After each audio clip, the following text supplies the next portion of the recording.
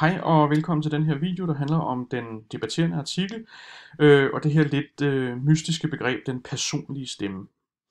Når I skal skrive jeres debatterende artikel, så er det et krav, at I som afsender på artiklen udtrykker jer og skriver med jeres personlige stemme.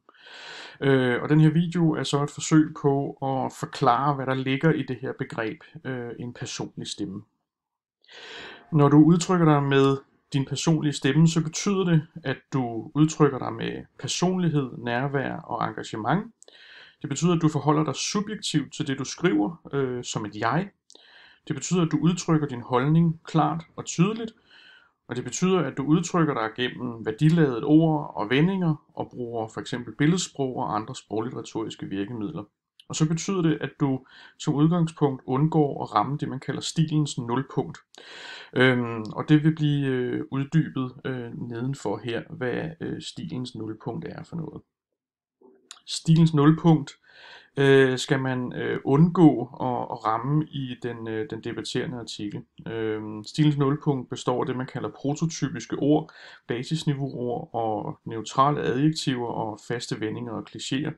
Og man skal undgå stilens nulpunkt, fordi den som udgangspunkt er kedelig og upåfaldende, og det er ikke det stilmæssige udtryk, man ønsker at ramme, når man skriver en debatterende artikel. Der skal vi have et friskere, mere personligt, mere interessant udtryk frem i teksten.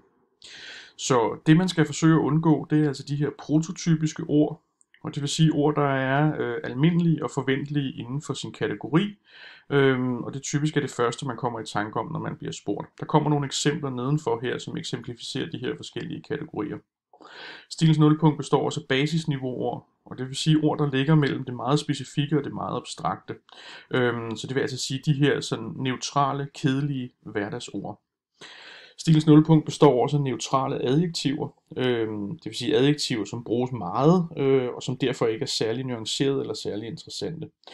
Og så består den også af faste vendinger og klichéer, altså ordsprog og sproglige konstruktioner, som man ikke lægger mærke til længere, fordi de er meget brugte i sproget. Det er sådan lidt abstrakt, og kræver nok sådan en uddybning og en konkretisering, og det kommer der altså her nedenfor.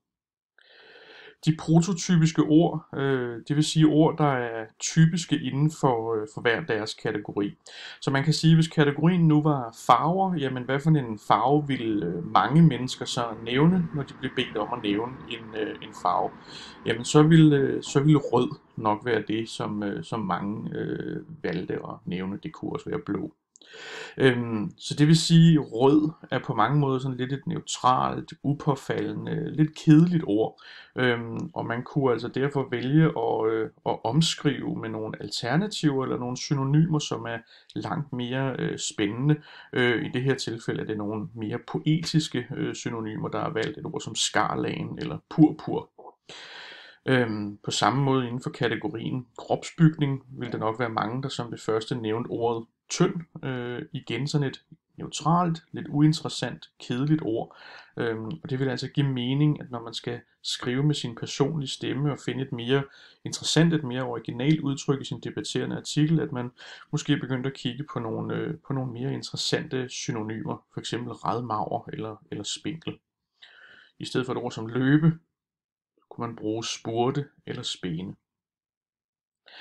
På samme måde basisniveauordene, altså de her sådan kedelige, hverdagslige, uinteressante ord.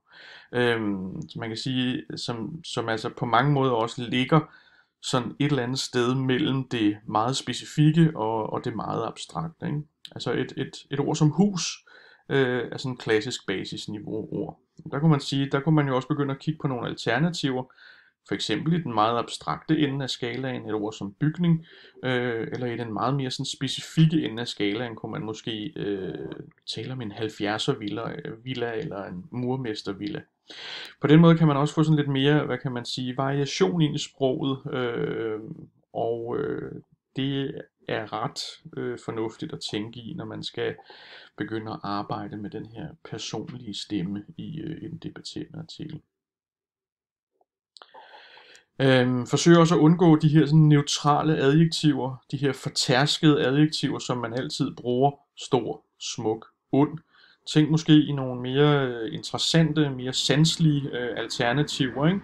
Gigantisk, enorm, bedårende, indtagende, nederdrægtig, styg, som lidt mere spændende synonymer til de her sådan lidt kedelige, neutrale adjektiver.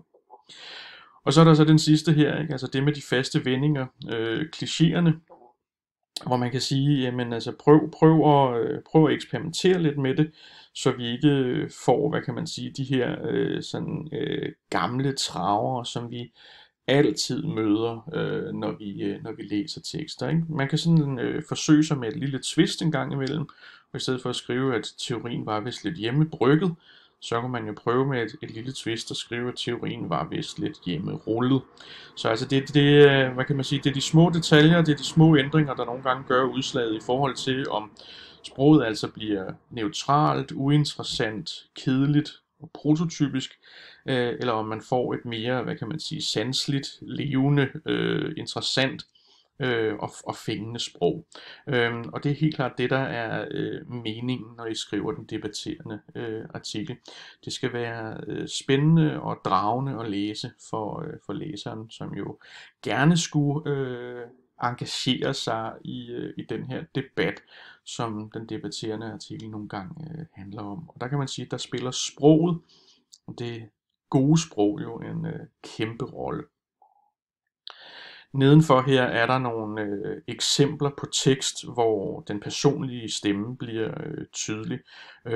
Og jeg vil bare prøve at læse et par stykker af dem op for jer, så I måske kan se, hvordan det kan se ud i praksis. Det første her er en madanmeldelse fra Politiken af madanmelder Joachim Grundahl. Han skriver her: Jeg har aldrig spist en hummer så mislykket som den, jeg fik på Krogs for nylig.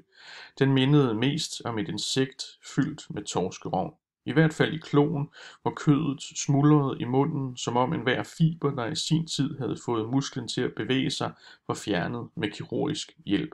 Den var overstegt, så mens kloens delikate kødstruktur var forvandlet til gryn, var halen sej som gummi. Nedenfor her har vi en autentisk anonym kursistbesvarelse, hvor der bliver skrevet: Internettet er som et barn, og det kan opdrages på. Vincent Hendricks påpeger, at det fysiske rum er meget ældre end det virtuelle rum. Jeg er enig i denne pointe, men overser han, at det netop er det nye, vi er i stand til at forme. Den fysiske samtale vil foregå, som den altid har gjort, baseret på 250 års evolution. Det nye er derimod betydeligt lettere at ændre på. Så har vi her et debatindlæg fra filosof og debattør Eva Selsing, som er udgivet på Berlingske.dk. Efter Sofie Lindes beretning om en unavngiven tv-mands klamme adfærd, er det væltet frem med støtteerklæringer og beretninger fra andre kvinder i mediebranchen, som melder at have oplevet noget lignende. Det lader til, at de pæne, venstreorienterede mænd i tv og presse for en stor dels vedkommende måske slet ikke er så pæne, anstændige og medmenneskelige alligevel. Chok! Hernede har vi så et lille uddrag af Peter Storby Hansen, en kronik fra Information, hvor han skriver: Der er lærere, der er så luddovne og kommer daldrende med en kop kaffe i hånden op til 15 minutter efter, at klokken har ringet. Til gengæld giver de børnene fri 10-30 minutter før, at skoledagen slutter. De kunne ikke rigtig koncentrere sig mere af et af de argumenter, som jeg hører lærere bruge i den forbindelse. Men sandheden er, at lærerne giver dem fri, fordi de kan. Og til allersidst her et eksempel fra Johannes Schmidt-Nielsens 1. maj-tale fra 2016, hvor den personlige stemme også klart og tydeligt skinner igennem. Jeg synes, at vi alle sammen skal komme med en kraftig opfordring til borgmesterne, både her i dag og den 12. maj til de demonstrationer, der er indkaldt i hele landet. Sig fra over for regeringen. De skal holde op med deres vrøvl om, at der ikke er råd til velfærd. For det er vrøvl. Har I set de der store kampflysreklamer på busstopstederne? Et flertal i Folketinget vil bruge op mod 90 milliarder kroner på nye fly til endnu flere forfejlede krige. Helt ærligt, så er der nok også råd til, at hjemmeplejen kan bruge 5 minutter på en snak og en kaffetår med fru Jensen. Så Lars Løkke Rasmussen, træk trøffeltrynen til dig, drop dine kampfly, skrot dine skatterabatter til de mest velstillede og fjern fingrene fra vores velfærd.